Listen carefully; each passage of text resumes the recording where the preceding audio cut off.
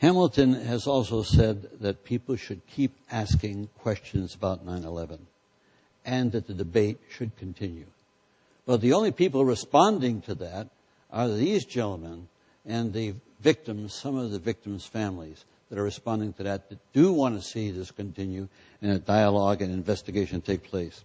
Senator Max Cleland, who lost both his legs in the Vietnam War, was appointed to the commission, declaring that it had been that the commission had been compromised and was a national scandal. America is being cheated, Cleland was quoted in Salon. The White House wants to cover it up. Well, many of us had that same sense. But when you have a person on the inside who's privy to the information, you now know that it's a little more than just wishful thinking. Commissioner Timothy Romer told CNN, "We were extremely frustrated with the false statements we were getting." Commissioner John Lehman told NBC Nightly News, "We purposely put together a staff that had conflicts of interest."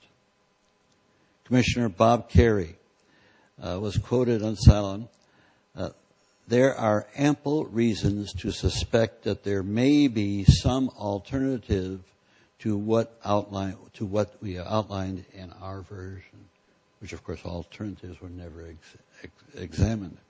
Senior counsel for the 9/11 Commission, John Farmer, who led the staff inquiry, was quoted in the Washington Post, "I was shocked at how different the truth was from the way it was described.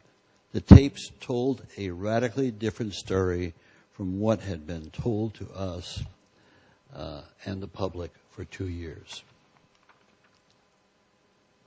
Current Republican Congressman Ron Paul joins his voice in calling the investigation fraudulent and a cover-up. You have also Congressman Dennis Kucinich, who's articulated this, and Senator Lincoln Chafee, a Republican of independent bent, endorsed a new 9/11 investigation. The former U.S. Congressman Dan Hamburg actually stated that the U.S. government assisted in the 9/11 attack, adding that, "I think there was a lot of help from the inside." These are responsible people, may have their prejudices and their biases, but it's nothing that one should discount when looking at the product of this investigation. The nonprofit organization NYC Coalition for Accountability Now, whose board includes 9/11 victim family members, is seeking a 9/11 investigation at the state and federal levels.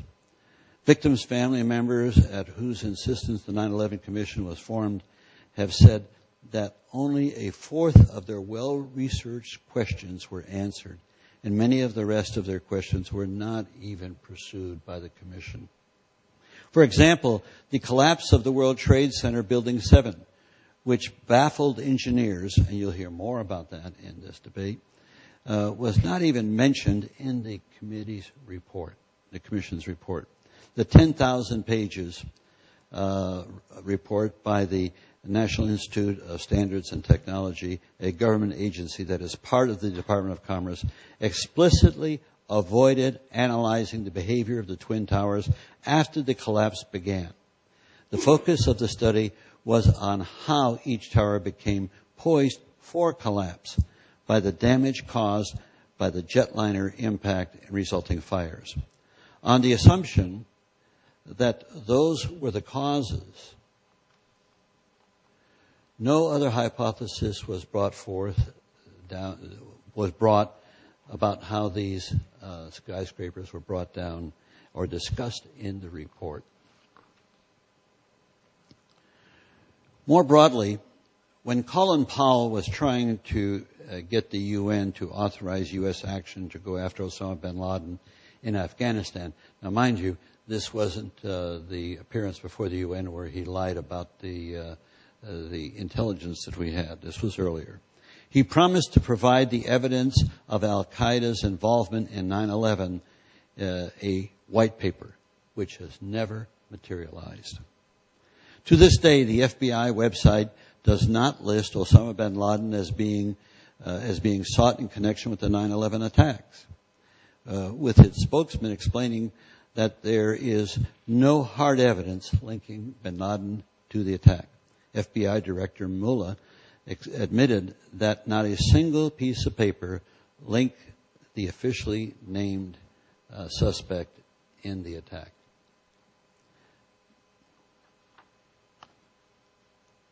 So there appears to be some strong reason for revisiting the key issues surrounding 9/11. Today, we will be discussing in particular the events that led up to the greatest loss of life on 9/11. Not the jetliner impact and resulting fires at the World Trade Center, but rather the destruction of World Trade Center Twin Towers less than 2 hours later. We will also examine the mysterious complete collapse of Building 7.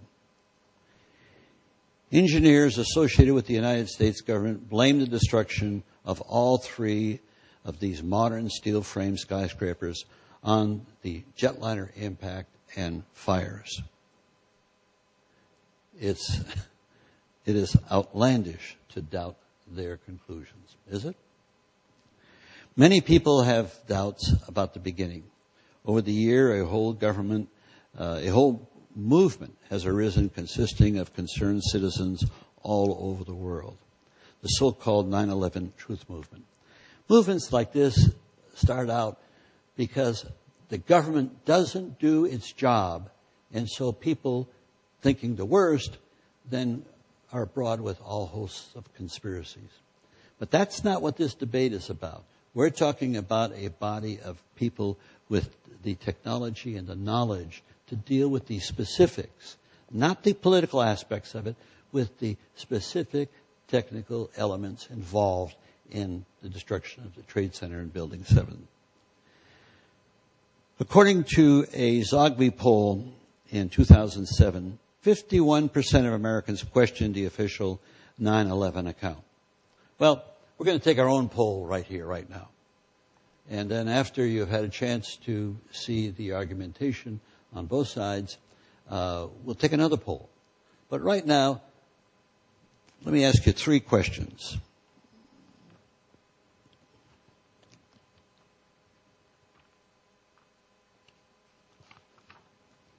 One, and raise your hands after this. How many of you pretty much believe the official account of the high-rise collapses? That the planes impacted the buildings and there was a large explosion of jet fuel and ignition of fires, weakening the structural steel, and a gravitational collapse brought down everything to the ground. Raise your hands. Oh, okay, let me read the other 2 questions. How many are unsure? And about how many already believe that the Twin Towers were brought down by controlled demolition? First question. Now, how many pretty much believe the official account? Raise your hands. Wow. Well, she's not sure. Okay. Then the next, nobody's raised their hand that I can see. You got to vote. And nobody's voting. One in the back I can't see. Okay. Okay. The next one is, how many are you unsure? 1, 2, 3, 4. 5. Press TV doesn't count. Okay, got 4 or 5, right? Okay. And then the last one. How many already believe that the Twin Towers were brought down by controlled demolition? Well, we don't have to have the debate. It's already been settled.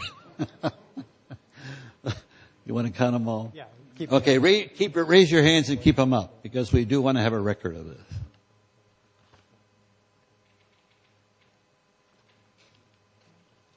Thank you. Thank you. Say thank you. Okay. Thank you very much. The nonprofit organization Architects and Engineers of 9/11, referred to as ae911truth, has examined a great deal of evidence available in the public record, and has also concluded that the Twin Towers and the lesser-known World Trade Center Building 7 were destroyed by explosive controlled demolition. They have a petition that they've delivered to the Congress earlier this year. It has been signed by over 1,270 professionals, technical professionals, licensed and degreed architects and engineers, with well over 1,000, well as thousands of additional supporters. And as was pointed out by Richard, Congress has not responded, even to the most recent information, has not responded at all or shown any interest at all in doing anything about this. Those that will be, and Richard also pointed out that there was 3 groups that were being formed as we speak today. One is military officers, the other is scientists, and of course actors and supporters like myself, who are not technicians, but have some sense of how the world works. The military officers, you've got Commander Ralph Kolstad and Colonel George Nels. The scientists are David Grissom, Lynn Margulis, and A.K. Doudney. The ae911truth crossed the historic milestone of 100,000 people joining with their signature petitions on September 11, 2001. No. February, I don't see the date. February 19th is when they reached that threshold. On that day, they sent a petition to Congress, and of course, you've already heard that there was no response. To date,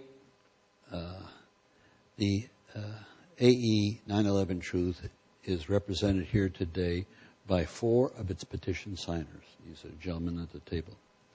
Richard Gage on my immediate left. Next is Tom Zambati, and then Tony. I'm sorry, I apologize. And the other gentleman is, Greg Roberts, who's took off for a moment here, and